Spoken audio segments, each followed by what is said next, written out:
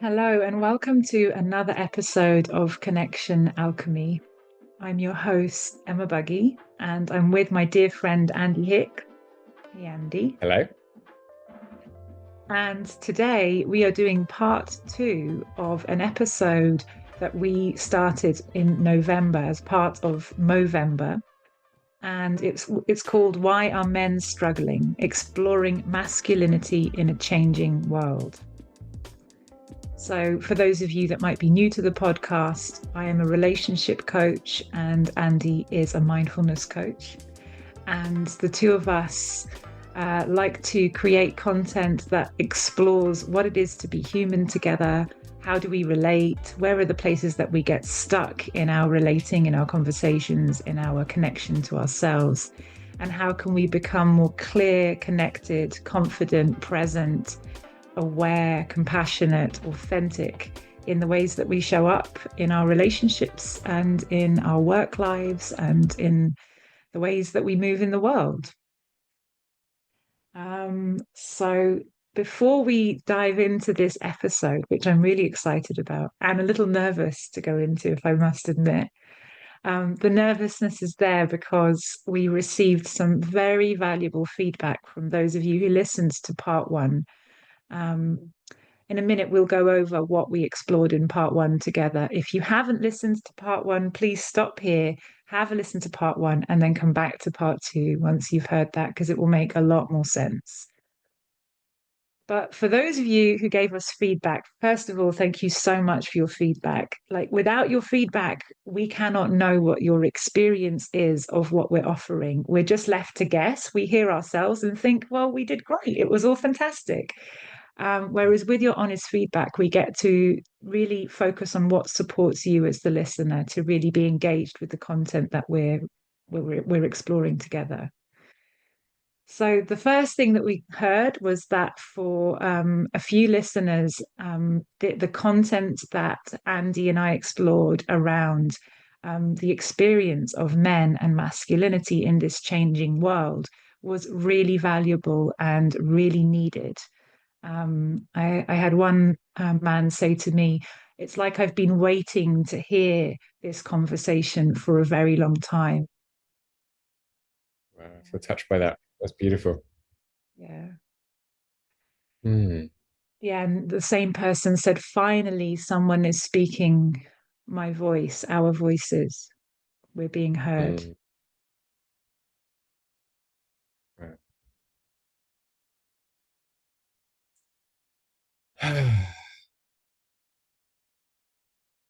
How's that for you to hear that feedback, Andy? It's a bit of a mixture of sadness and joy. Mm. Sadness because I sort of sense that there is a lot of pain behind that, both in that person and in me. Yeah. Um, in that sense of not being heard, not feeling heard for a long time, and feeling condemned a lot. Yeah. Put in the category of bad just for being male. Um, and then some joy about like, oh, how wonderful that we were able to bring that, and we were able to almost for the first time, or the first time in a long time, have a conversation that felt so needed. Yeah. Yeah. So there's like the pain of that conversation not having been had or experienced enough until now, and then the like joy of it's happening, or I get to express that now.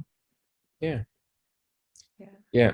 And it connects me with the sweet. There's a sweetness in sometimes I forget how just me feeling understood, or the person I'm connecting with feeling understood, is such a great feeling. It's like, Mm. yes, there is a sort of like aliveness or buzz or sweetness or joy that comes from feeling really like, oh, they get me. Yeah, we get each other, or We that get you each other. you feel heard. Hmm. Yeah, Mm. either way around. If I feel really heard, or if the other person I'm connecting with feels really heard, they're both very. uplifting. Yeah. The magic of listening to each other deeply, that Mm, transformation that happens when you feel finally like someone gets you and you get them. exactly. So maybe the flip side of the coin in the second piece of feedback that we got was kind of a little bit of the opposite of that. And that's where I was given the feedback that in certain moments when I was talking about perhaps the female perspective or other gendered perspective, although those points are a part of the wider discussion on gender, that kind of took away from the real sort of intention of the last episode, which is to really give space to and voice to and attention to the masculine, the male experience. And so Mm, I so appreciate the two listeners who gave me that feedback honestly. Like again, it's very easy to give positive feedback and it's very difficult in relationship to offer people negative feedback or criticism or a place where it's like that my needs weren't met there. So that really is so valuable for me and Andy because yeah, I absolutely want this episode to be very much dedicated to continuing the conversation and focus on the male perspective. And that's my full intention for today. So without further ado, I think it would be really helpful for those who listened to the last episode if you, Andy, would be up for giving a bit of a recap on what we looked at in the last session, if you'd be willing to do that. sure. Thanks, Emma. Um, Yeah, and I just want to briefly say that I always appreciate how good you are at receiving spicy or critical feedback. And I know so many people just don't want to hear it, shut it down, attack back, defend. And I've always appreciated about you how open you are, how you really genuinely welcome um, critical feedback. Yeah. And I think that creates a lot of trust and authenticity, and it takes courage and strength of character. Thank you, Andy. It wasn't always like that. I used to be allergic to feedback. Mm. And I have a lot of compassion for how difficult it can be to receive feedback from people, how painful, how it can touch those places of insecurity and make it very hard to hear. But Me yeah, too. it's helping me to grow in connection when I receive it. So bring it on. More feedback, more feedback. Yeah. All right. So Andy, Okay. let's dive in. What did we do last week? What we did last week is we talked about a lot of what makes life of a lot of men challenging and difficult and painful, and how a lot of that. So we talked about some statistics, which I think I wasn't fully aware of until I started looking into it. A lot of people aren't fully aware of, for example, how much boys are falling behind in education, in higher education as well. 58% of graduates are now female, 42% male. Um, Almost everyone who gets expelled is male. Almost everyone in prison is male. 70% of murders are of men. 70% of alcoholics, 75% of suicides, Yeah. 70, 80% of people who live on the streets are male. So a lot of these areas of life where people are struggling are very skewed against men, or as in men are, there's a lot more men struggling in those areas than there are women. Yeah. And that isn't always, people don't always realize that or acknowledge that. So we And talked and about that. And we took, even you saying that now again, it's like immediately it does something to me. what does it do to you? I just feel such an like a tension in my stomach and sadness of like, wow, such huge numbers Mm, of men in society are struggling in those ways.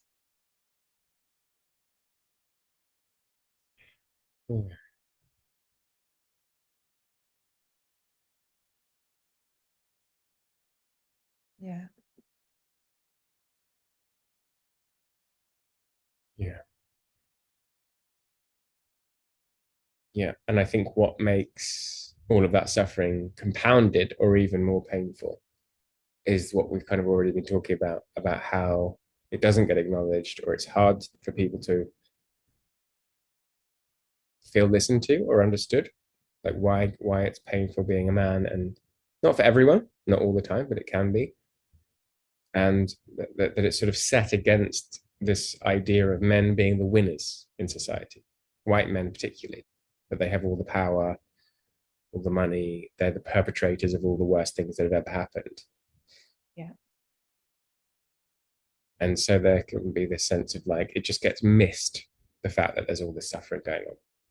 Yeah. Yeah. So we talked about that we talked about our own experiences at school, as young people, of unpleasant behavior, how we formed our ideas of what masculine behavior was. And for me, that was a lot to do with bullying and one-upmanship, binge drinking, um, putting each other down to make yourself feel better about yourself. And it just put me off my idea of what male behavior was completely. And you were saying about how actually a lot of the girls were just as unpleasant to each other as the boys, but maybe one difference was the boys were a bit more violent and they'd have Yeah. quite horrific fights. Yeah. With chains even in them. God. Yeah, I couldn't believe the level of violence sometimes. Yeah. Oof. It feels And we somehow talked hard about, to like to go through the list again in yeah, such a quick way, but I really do want to, give space to the next things that we're going to say. I'm just yeah, naming in me that it's hard to just list these things off without giving them the respect that naturally yeah. wants to It be is. given I to. feel the same thing, like wanting to respect it and honor it rather than, oh yeah, this happens and this happens and that. Anyway, moving on. Ah, yeah. And at the same time, we did cover that in the last episode. I've So covered I think having said that, I can now somehow just say, yeah, let's say the other things and then move forward. before, yes. So we also talked about this Brannan's masculinity scale, where he tried to encapsulate in four components what masculinity is in American culture. And this was in 1970 something. And the four components were: number one, don't be a sissy, which is don't exhibit any traits which could be perceived as feminine or homosexual. Don't show vulnerability, don't show emotion. Number two is called the big wheel, which means needing to be high status. Number three is the sturdy oak, which is the need to be unflappable, to not ask for help, to be self reliant. And number four is called give 'em hell. And that relates to being willing to be aggressive and violent. And we talk about how these different constructs about how a man should and shouldn't be can be very, very damaging and very, very limiting for a lot of boys and men. So we just got up, we sort of talked all about the bad stuff and all the problems. We didn't talk about anything that you might do about it. And hopefully just talking about it was doing something about it, actually, just bringing it to the surface. And one of the things that I most hope from doing this and doing the workshops that I've been doing in companies is the it just starts conversations, that it opens up a space that people can go, oh, it's okay to talk about that. And I'm curious. And I understand men a bit more. Oh, other people had that experience as well. And let me talk to my brother or my father or my friends about it. So I do think just talking about it is really, really valuable. But I wanted to bring some things in this podcast that I think have helped me in my journey around masculinity and my clients and people I know. And when I was thinking about what do we do about all of this in the context specifically of designing a workshop on masculinity, there was this sense of like, it's so big Mm. to try to address what we've been talking about. We just tried to sum up in the last few minutes. Is so massive. We've talked about suicide, depression, alcoholism, homelessness, people in prison, loneliness, shame. There's no quick fix. There's no step by, you just follow these three steps. But what I what came to me reflecting on this as like one of the really foundational approaches or mindsets is courage. The courage to face this suffering around us and the suffering in ourselves. And I wonder if when people hear the idea of courage and imagine what it might be like to be a bit braver in this area, they might think of doing something by themselves, like needing to be this um, almost like a James Bond or a Superman who's on some big adventure by themselves. But one of the things that I think is most valuable to be courageous about is asking for help, Mm-hmm. is being willing to say to a friend, family member, a coach, a therapist, I need some help. Whether that's with your mental health, with your relationships, with your confidence, with your relationship with masculinity. I think that is such a crucial starting point in all of this is that simply that the courage to ask for help. Yeah, so like you're inviting men to to open themselves up to receiving support, and that Yeah, that can take courage, I imagine, because of the stigma around the shame of asking for support. Is that yeah. correct? There's this very, very specific part of masculine conditioning is it's weak to need help. That we need the idea of the lone ranger, the lone wolf. Yeah. I'll do it all myself. I don't need no help here. Exactly. And I think that goes both practical support, like a moving house situation, and emotional support. Can you speak more about the emotional support part, Andy? Because I'm imagining, or based on my own experiences with men in my own life, and I'm not I'm generalizing when I say men with, yeah, um, but that can be particularly tricky. Does that feel true? That like the emotional asking for emotional support can be particularly tricky thing to do? Um, yes. Sorry, what you asking? Why it might be difficult? I'm asking if that resonates for you in your conversations with men. You know, I mean, it's very typical, easy thing to say, like men find it harder to ask for emotional support. Like we kind of know about that in culture, but does that resonate as true with the men that you're speaking to? And if so, do you want to say more about that the reasons why, and you know, how might we overcome or step towards the courage to ask for the emotional support when it feels difficult? Yeah, I would say my experience personally is from being someone at school having a really really hard time, not wanting to tell anybody, and always saying I was fine, and just pushing it all right down. And my mom very kind of wanting to know, being interested, how was school, how are you? And I had no desire to tell her how I really was. And I think it was connected to a fear of it being a bit shameful to be struggling, to be upset, to feel rejected, to feel lonely, and that somehow getting my mum involved would make me feel worse about it, would be more embarrassing. Mm. And they weren't things that she could kind of fix for me anyway. She wouldn't understand, maybe. Was that the worry? Well, even if she would understand, she couldn't change it. You know, She she couldn't couldn't make change it. friends for me. Mm. um, I was sort of imagining her coming into school and like, I don't know. She did once come into school to support around the bullying, which was helpful, but I did feel kind of embarrassed about. Mm. But I'm not even sure I was thinking that clearly about it. I was just like, it's embarrassing. It's shameful. Mhm. Don't talk about it. Don't talk And about that it. didn't just go for my mum. That was like anybody. Don't tell anybody about it.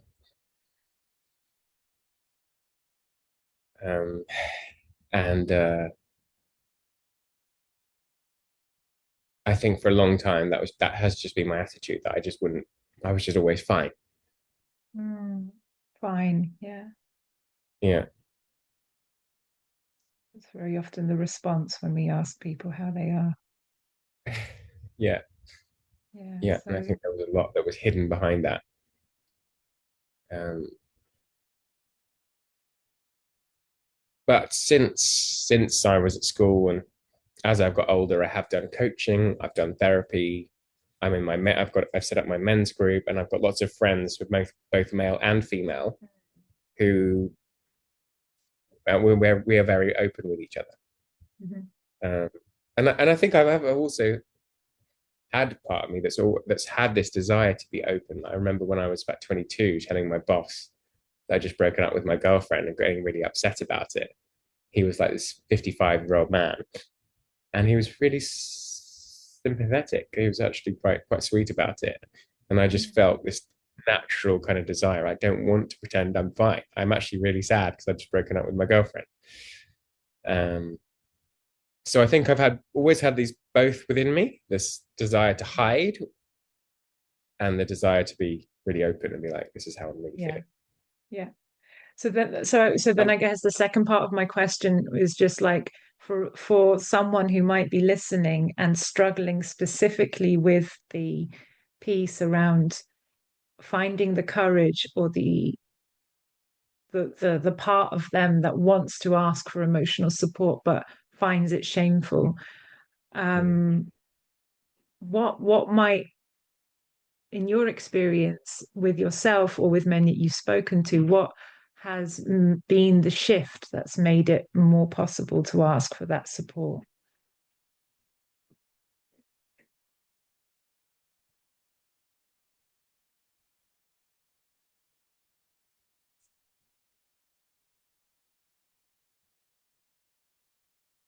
For me, it's actually really hard to pin down when how the shift happened. That whether it Mm. was just getting older, whether it was seeing people around me talking about things. I have a general perception that it is becoming more and more normal. I know so many people around Yeah. me who do therapy and do want to talk and be open. And at the same time, I'm very aware of people who aren't and who are quite sort of explicit about, no, I don't want to go there. No, I'm not interested in therapy. Mhm. That's absolutely not for me. Why are Yeah. you being talking about all this emotional stuff? Yeah. Yeah. So I guess I think one of the biggest things that helps with shame and or feeling that it's okay to do something is the idea that people like us, people like you do it. Yeah.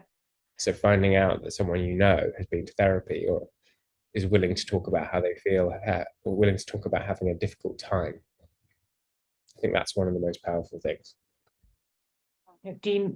Sort of um, personalizes that story of there's something wrong with me Yeah, and I must be broken if I need to ask for help.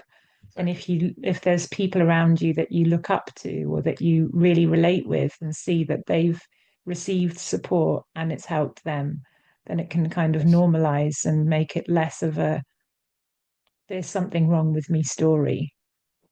exactly. I was talking to a mental health campaigner a few years ago about this explosion in people being willing to talk about mental health and particularly focusing in the workplace. And I said, why do you think this happened? Why? Because it's in recent memory that shift has happened. And he actually said he thought it was Prince William and Harry being willing to talk about their grief and mental health issues from their mum dying. And it was kind of like, well, if the stiff upper lip royals can do it, surely it's Yeah, okay for me to do it. yeah. Wow, that brings me an appreciation to them actually now that yeah, because it's really a modeling that's coming from a culture that seems to be the opposite of that. So, Well, Andy, do you yeah, want to? I wonder if you'd like to talk more about the other things that men can do apart from the courage to ask for support, which we've named as a very, very big one and probably the most crucial step is that courage to ask for support. What sure. else? Yeah. um, well, actually, the sort of side point to that is that one of the things that I did when I first realized that I wanted to explore masculinity more was um, creating my own men's group, which I did in 2020. during lockdown. It started online, and that's been a fantastic opportunity to explore what it means to be to be a man, get support from other men, practice being vulnerable and honest and authentic with other men, Mhm. being willing to talk about things that I'm struggling with, that I find difficult, that I feel ashamed about, and feeling supported by them in that. Yeah. Been enormously powerful. We've been doing it every month for it's about 4 years. There's six-ish in the group, changes a little bit. And we go to someone's house every month for an evening. Mhm. Everyone does a check-in, which is between 5 and 7 minutes about how they are, how's life, how are your relationships, dating, work, whatever. And then we're training each other to be better listeners because we have rules about how you can respond to the person who shared. Mm. One of the reasons I think men find it, one of the reasons I and many men, I think, find it difficult to open up to each other is a lot of men are terrible listeners. I'm just going to be very judgmental about it. They just bad Yeah, well, it because hasn't, they haven't learned how to listen, or the they culture haven't learned. has not been to encourage listening skills, has it? No, for all sorts of reasons, but yeah, not being taught it, and then I think there's a really strong emotional driver for being bad listeners, which is if I've spent my life being shamed for having emotions and therefore I'm not comfortable with my own feelings, how can I be present to your feelings? Mm. How can I listen to you when you're saying you feel sad or anxious or angry? If I can't listen to myself, if I can't be comfortable with myself feeling like that. So the shaming, men being made to feel ashamed for their own feelings, I think almost automatically makes them worse at listening. Does that Yeah, make sense? like that, because there's an inherent discomfort with feeling emotion. When you hear emotion, there's a similar kind of disconnection from hearing emotion as well. It's kind of like, oh, let's skim over that because I'm uncomfortable with mine. So if I hear yours, that's also an area that feels dangerous, or we shouldn't go there. Let's come out of that quickly. Let's make things um, pleasant or fine or okay again somehow. Is it? Let's make a joke.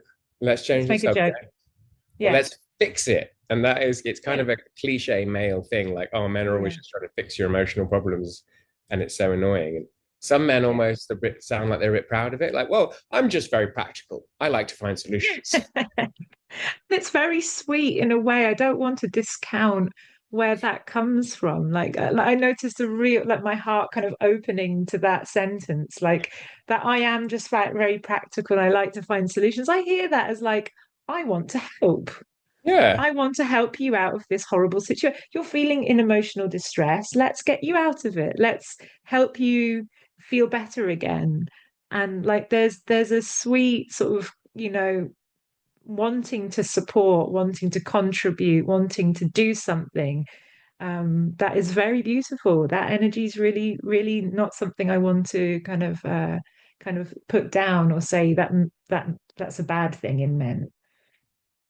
Yes. And women, because women do Different. that as And well. yeah, I was going to say, and women do it very, very, very well. All humans do that. Yes, I agree. And it can be coming from a very kind, compassionate, you're in distress and I really want to help you. And Yeah. that's beautiful.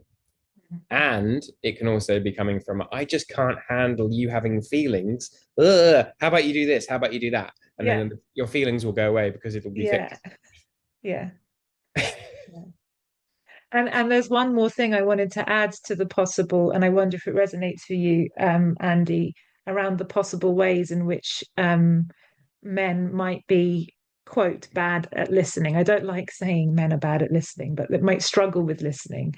Yeah. Um, but I wonder if there's also something around the culture of debate and being right and having this kind of like knowledgeable um experience. It's like I know, and me knowing makes me kind of like that's the position I should be in. I should know.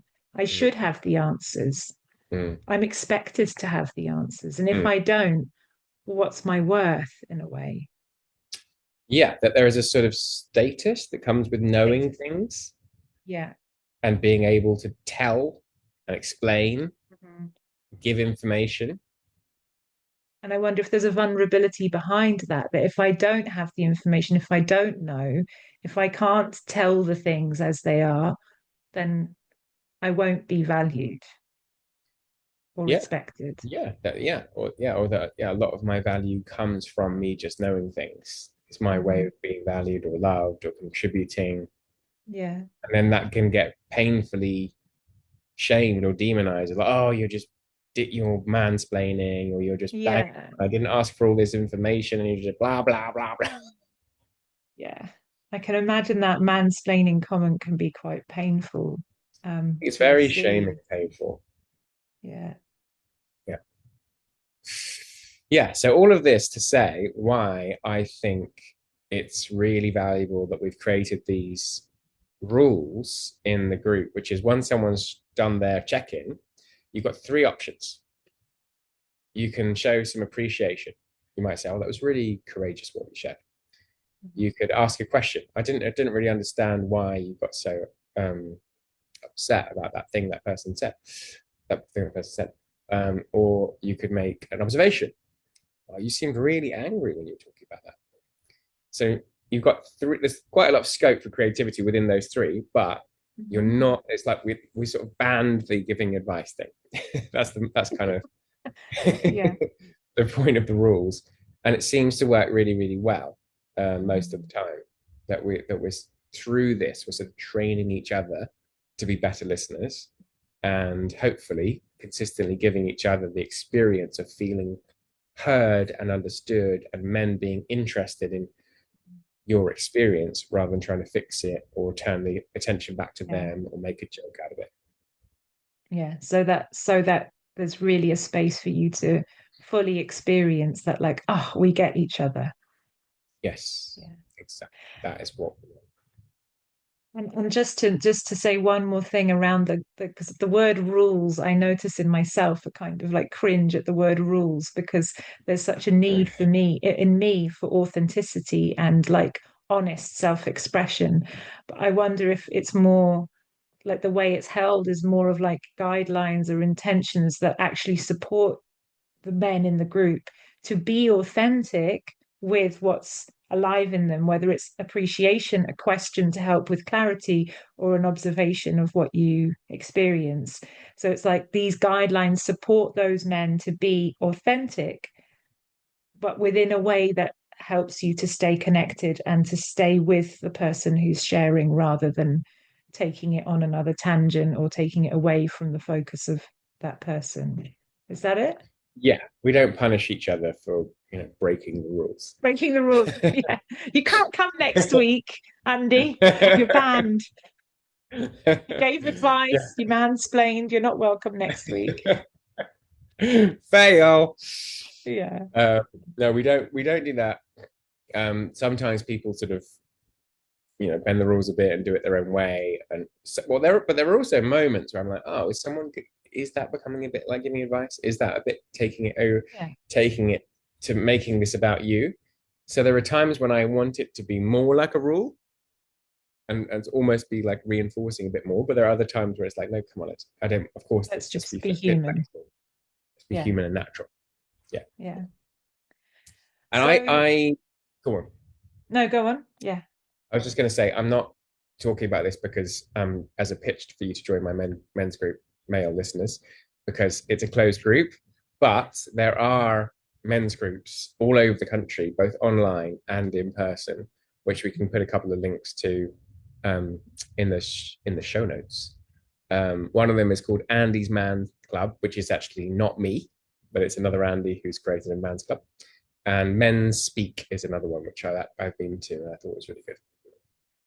And if men who are listening for whatever reason can't join one of those, Andy, is there maybe a resource that they can look at for starting up their own men's groups or?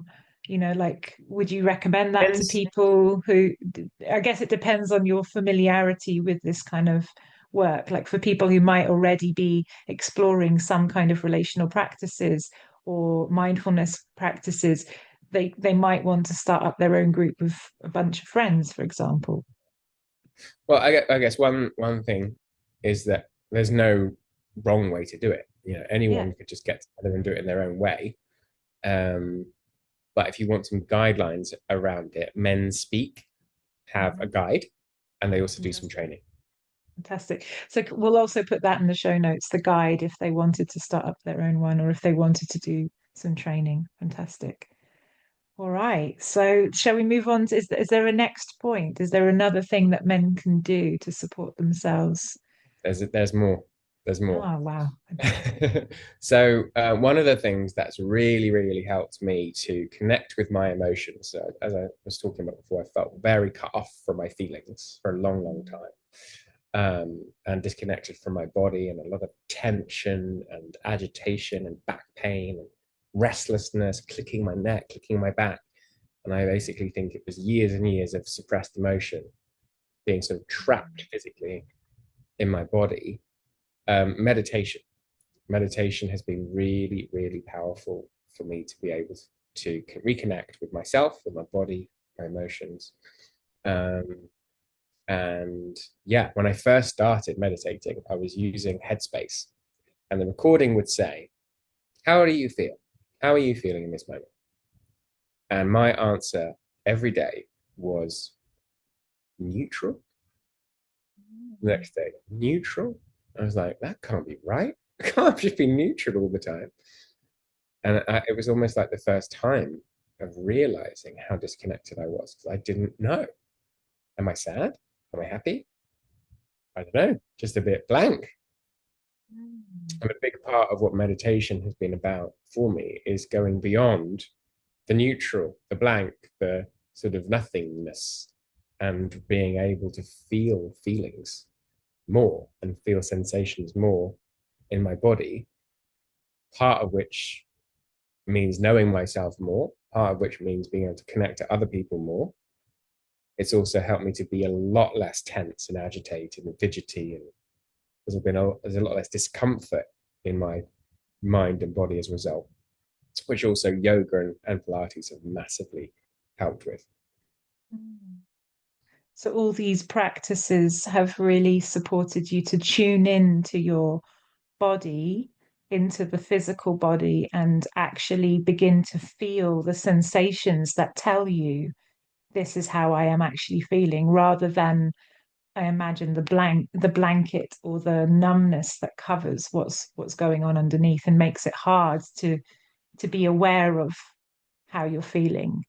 Because I imagine, like, the way I understand it is that the emotions are there. It's just that we've developed a mechanism to cut ourselves off from touching them or sensing them or having an awareness of them.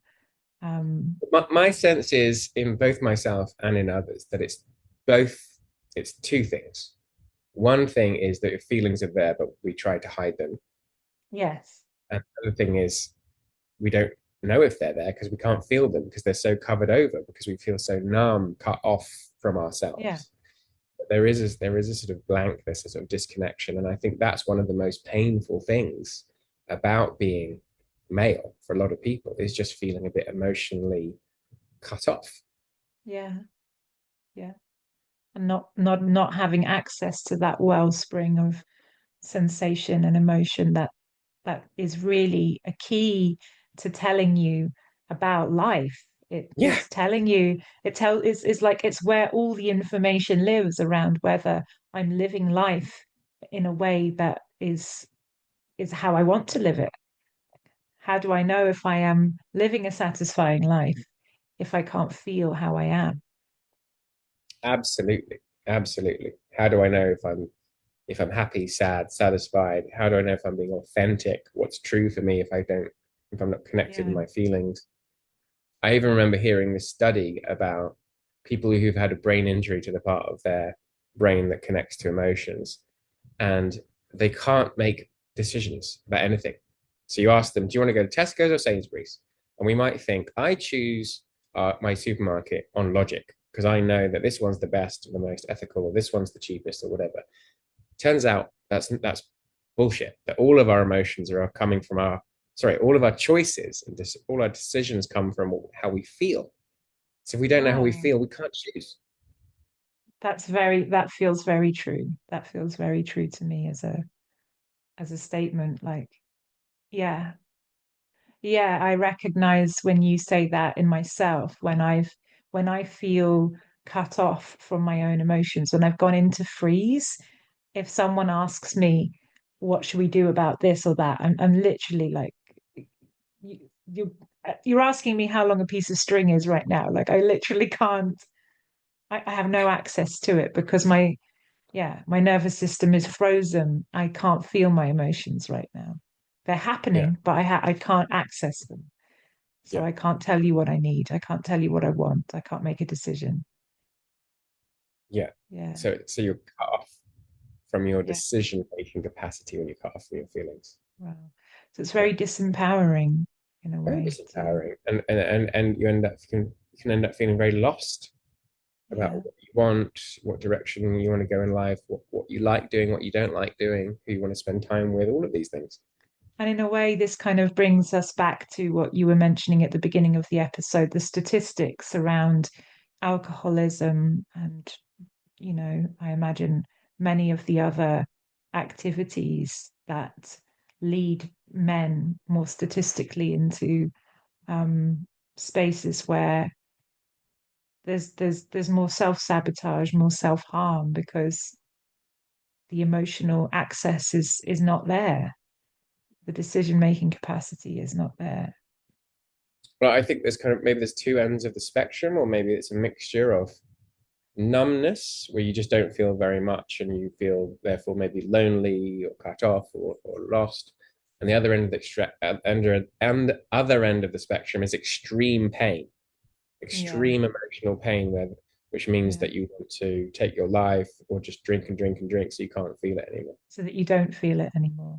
Yeah, Yeah, yeah. So there's also the other end of the spectrum where it's just so painful and there hasn't perhaps been that outlet for the emotion or a space to be heard and understood or how to be with the pain that's showing itself. yes. So on that, how to be with it. So I think this is a really crucial point about meditation is that we're reprogramming from I shouldn't feel like this, it's shameful to feel like this, to through meditation, can I embrace how I feel? Can I Mhm. welcome? Can I accept? Can I be friendly towards my feelings? It's okay to feel sad. It's okay that I feel anxious right now. It's Yeah, okay that I feel rage right now. So it's like a retraining through the meditation that these feelings that for so long many of us have been taught to think are bad are actually okay. yeah, yeah. Yeah, this is something that again I can very much relate to, and I notice a sadness in me for just how much men and all of us have been, socialized to think that our painful emotions are not okay and they're wrong and we need to shift them. And even if that might be changing in certain parts of our cultural awareness, I can imagine that for men it's still overwhelmingly um still there's still those stories of it not being okay. Absolutely. Yeah. Yeah, Yeah, and it's definitely true that a lot of women have this as well. I work with a lot of women who are not okay with their emotions and think they're bad. yeah, But I think there is something particular in male culture that is extremely shaming of emotions yeah, that makes it, in some way, in a certain distinct way, difficult for us to be okay with how we feel. yeah, yeah. And again, we spoke about that in the last episode, didn't we? About how women are more socially kind of like adept to talking about their emotions together in groups, whereas in the culture of men, that's definitely not something been encouraged for a very long time, and it's a newer thing, these men's groups and Yeah, places it's where like you have to you learn a can new express. language. Yeah. Yeah. Um, so another thing that has been really helpful for me, and again, I think is something that's often pathologized in men, is aggression. So most males have a lot more testosterone than most females. I did actually look up, do some women have more testosterone than some men? So you can't make these blanket statements about Yeah. all men are like this, all like that. Cool. And there are some men with lower testosterone than some women. But generally speaking, men have way more testosterone than women do. And one of the things that means is that they're more prone to being aggressive.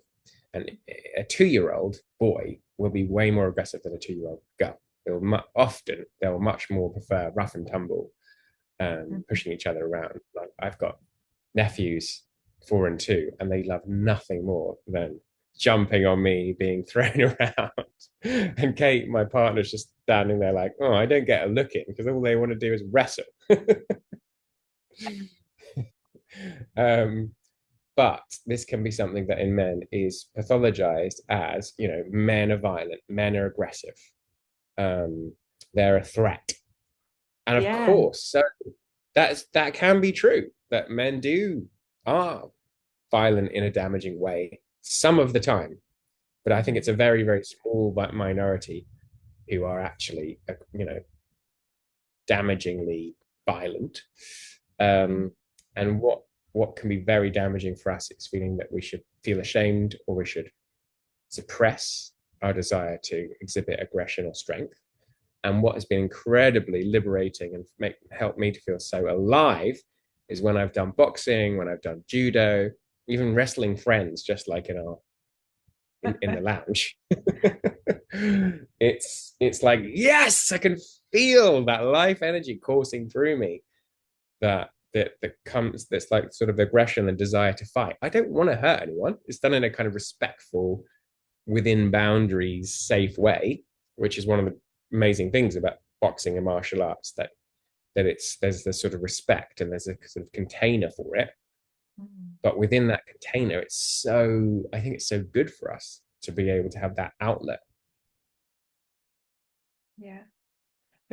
Because I imagine it gives you the freedom to fully express and roar and move and punch and pull and like just like really get into that natural aggression that wants to be expressed. And if not, it's just like I'm imagining, I know for myself that otherwise it's just like a pressure cooker just sitting there and boiling and pushing up, and then it comes out in the least healthy way, which is verbal violence or physical violence towards another. I mean, physical violence towards another has never happened really for me personally, but yeah, I just meant to say that like I have that lived experience of when it's really like a pressure cooker, and I can imagine if as a man there's that wish to just express and feel and that's not being allowed, or that's being made bad or wrong,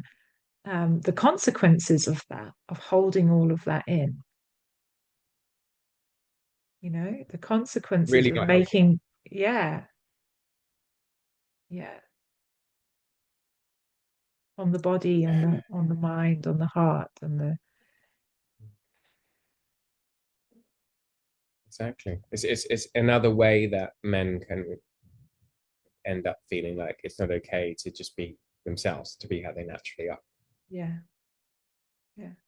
So in a way, I hear you, Andy, encouraging and inviting men to celebrate and explore that aggression in a freeing, alive, and healthy way. Healthy as in that you are choosing to allow yourself rather than suppressing and then expressing when it's become too much. Exactly. Yes, and maybe you don't even realize how much you need to do that because it's been so dormant in you for so long.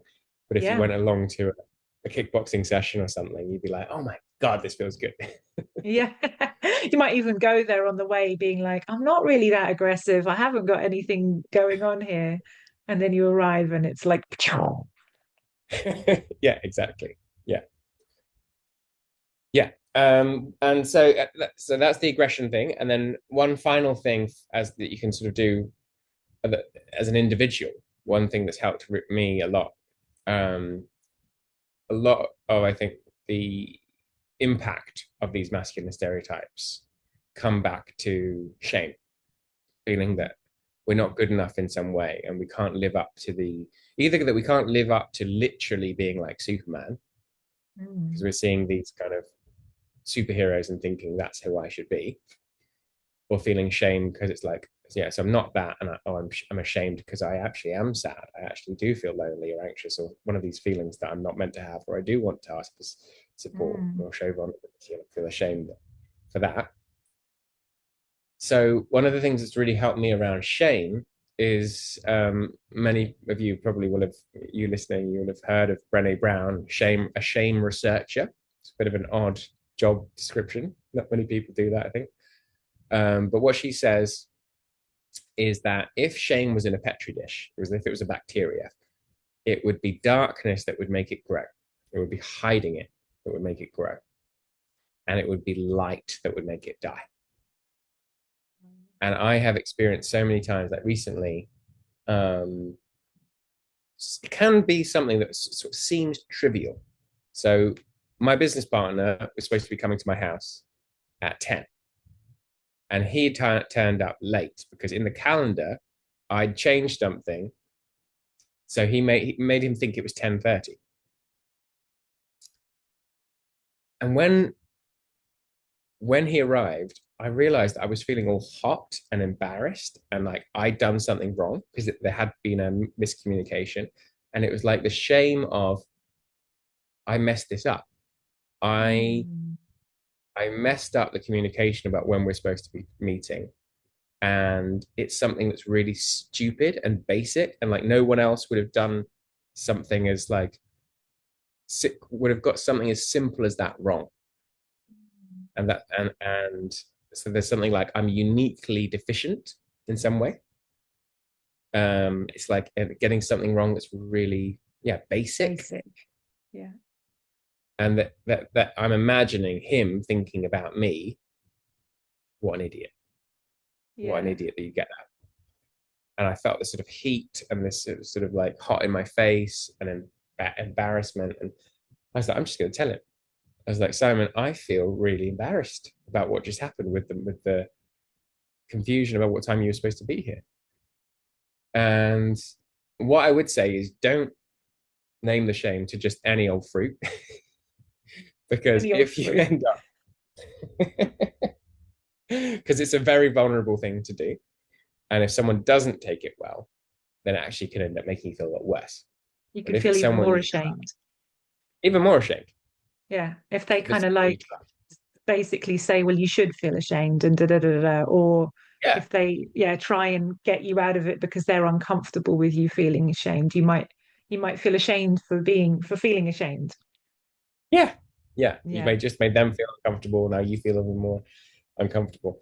But yeah, so many times I've said it with someone, and I did trust them, and I could trust them, and they were like, "Oh, I wasn't thinking that at all. It's just a miscommunication or whatever." Oh, a massive sense of relief comes from realizing they're not thinking that about me. And at the same time, I think there's something about I don't have to hide it. I don't have to pretend that I'm not feeling it when actually I am. So there's a sort of relief from being able to just be honest about it. Yeah.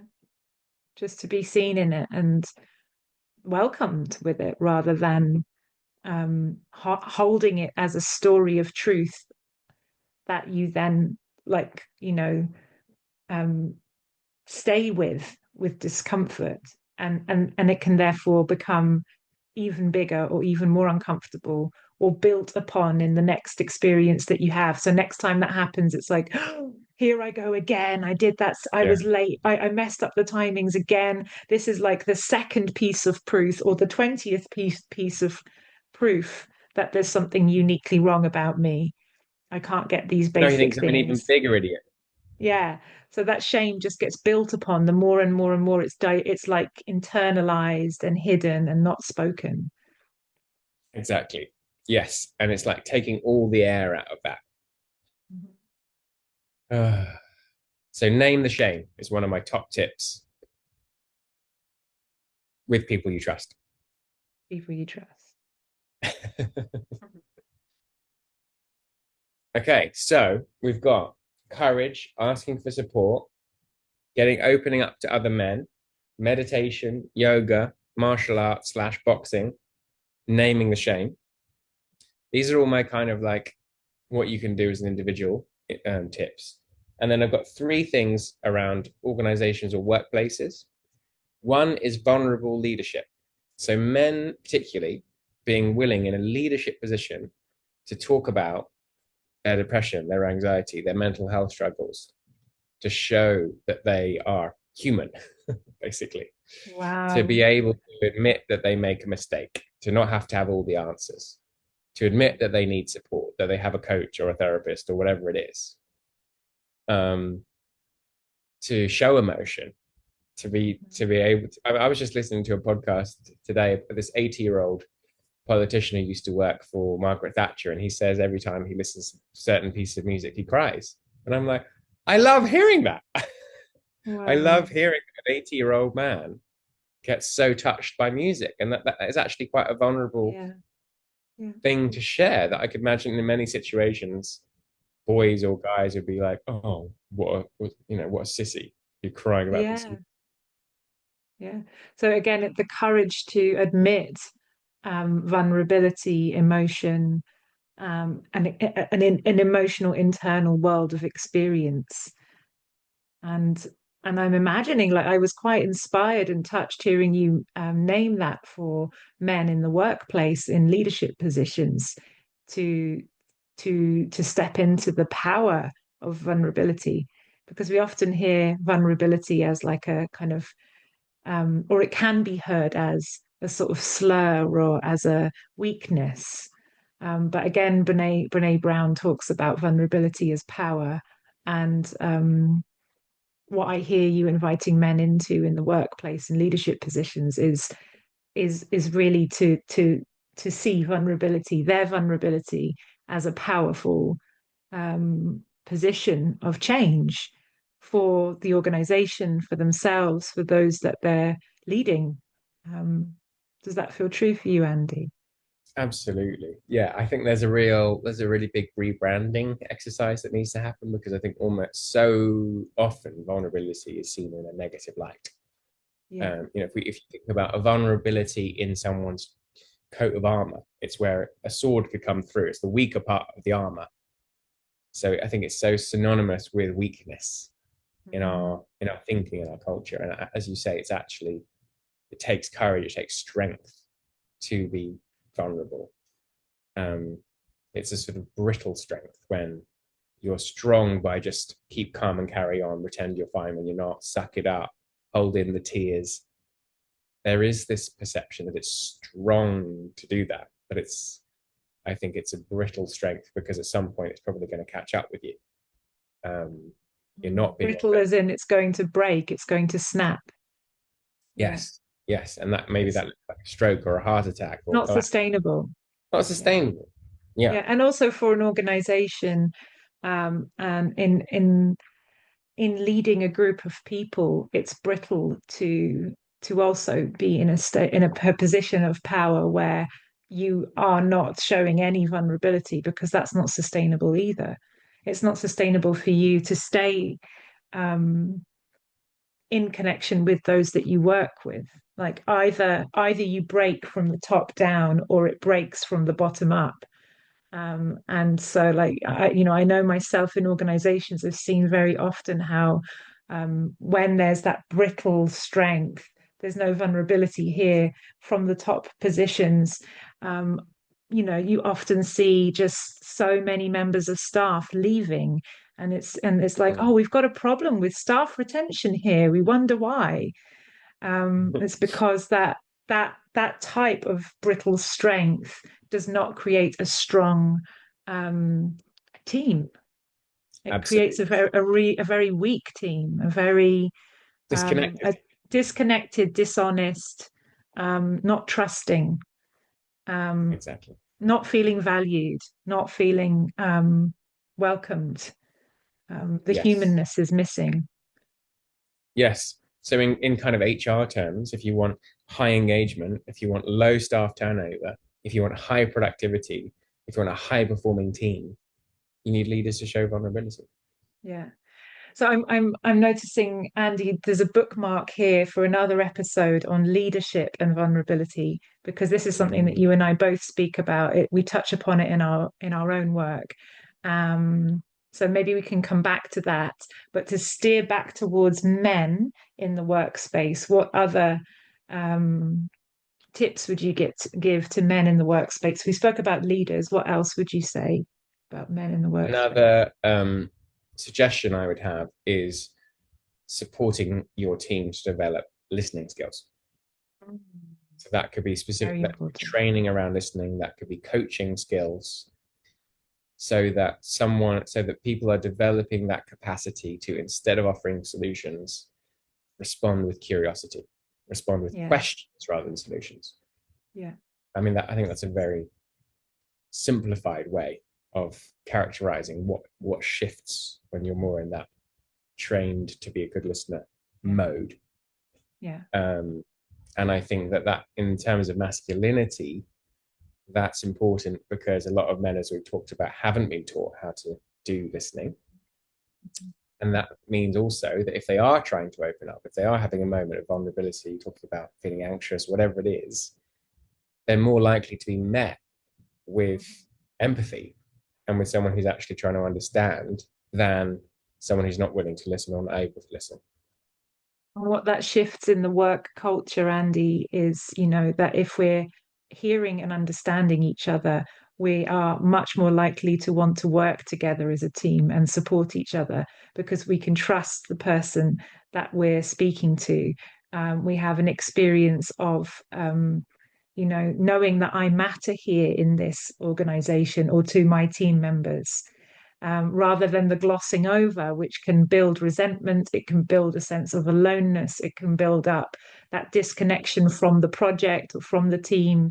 And again, it makes the team weaker rather than stronger. So again, bringing in that element of listening to one another and supporting men to be heard and understood, and supporting men to listen in order to understand, um, can really create that like long lasting strength within a team.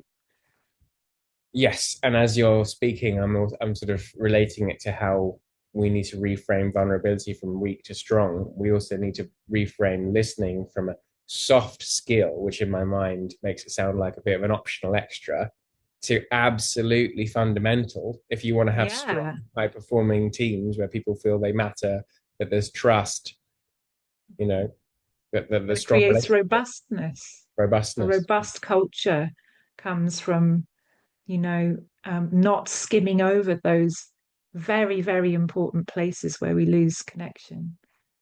Absolutely. So, Andy, I'm aware of time, and I'm imagining there's many other things that we could speak about in the workspace with masculinity, and I'm going to hold it there for another episode. That anyway, we've been discussing, talking about ways that we can support work environments and organizations and cultures to thrive, because that's something we both do in our personal businesses as well. So, bookmarking that for another episode. I wonder if there's any last thing that you would want to say to our listeners around masculinity, what we can do next, perhaps talking about how people can contact you and the programs that you offer. Um, yeah, Sure thing. So, you can join a men's group. You can get a coach or a therapist. You can work with me. I support men to feel more connected to themselves, to others, to be more emotionally literate, to develop their emotional intelligence, their ability to feel and welcome and accept their emotions, to feel more of a sense of direction and clarity and focus, in their life, to be better able to manage anger, so they're not taking out on their loved ones, but they're also not suppressing it. They're finding, as we've talked about in a previous episode, the gift beneath the anger. They're able to be a more authentic person.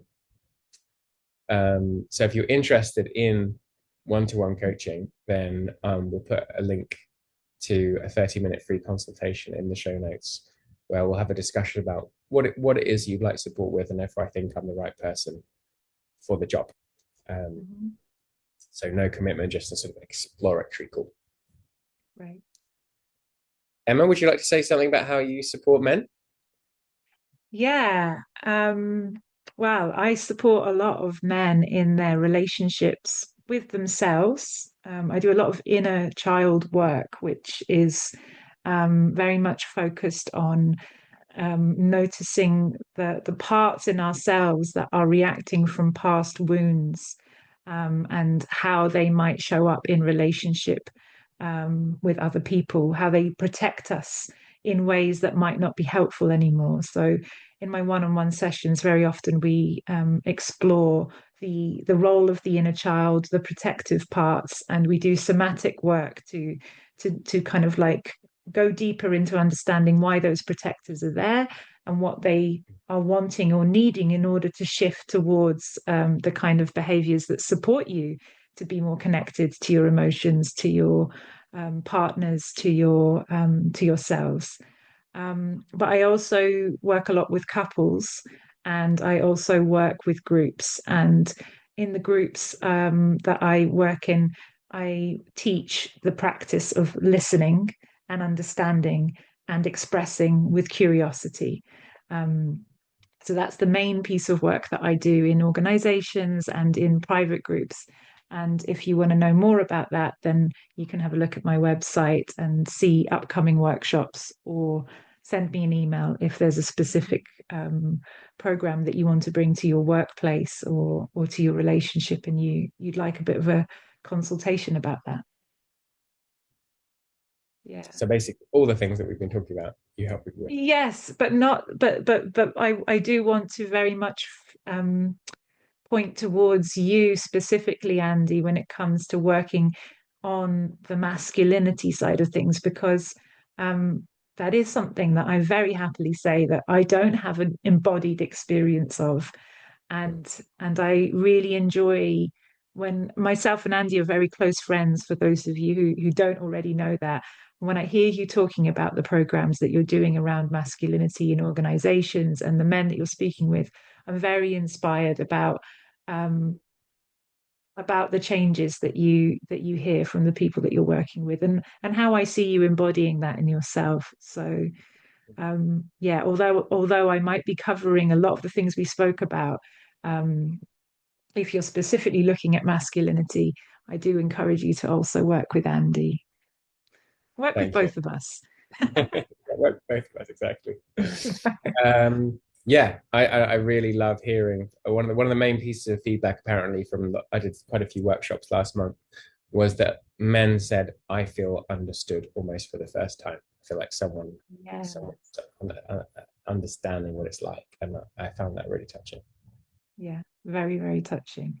That's exactly the thing that you want to hear on after the work that you're doing with this particular program, because it's coming from a very deep need for men to be heard and understood. Exactly. So So, thank you, Emma. I've really appreciated your empathy and listening and feeling understood here in our conversation, and really giving space to what I'm sharing from this masculinity perspective of what I think can help men. And what I would love to see in the world is more of this dynamic both ways around, whether it's around gender and it's men really listening to what women have to say about what it's like to be a woman, ways it's difficult, the sexism that they experience, etc., without needing to get defensive. And the other way around, that if men can say, this is what's hard about being a man sometimes, that women can really listen and not go, well, hard being, it's about time you realized how hard it is. We've had men not listening to us for yeah. things, that's those sorts of comments. We just don't. That's not helping. It's not helping us to actually listen to each other and meet the other in their reality.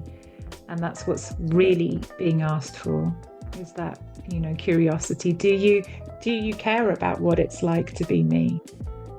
Exactly. That is kind of one of the deepest things we want to feel as humans, right? You care about knowing what it's like to be me, or trying to understand my experience. Right. Yeah. Thank you so much, Andy. I'm leaving feeling inspired and hopeful and relaxed and touched and excited for our next conversation as usual. And yeah, thank you so much for bringing all of your wealth of knowledge and experience and support towards men. Thank you, Emma. I'm feeling appreciated and seen and understood. And I really enjoyed, there was a sort of spacious quality between us. Today. And yeah, real kind of attentive listening that made me feel really heard. Thank you. Thank you, Andy.